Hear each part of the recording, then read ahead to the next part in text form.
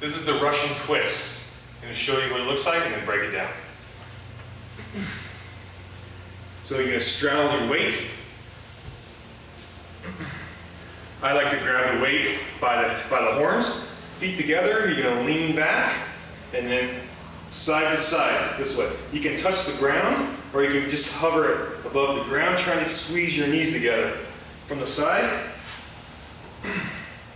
you want your back fairly long and straight, but not arched and not totally rounded out.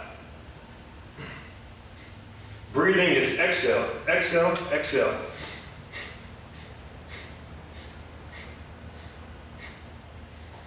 And then safely set the bell down. And that is the Russian twist.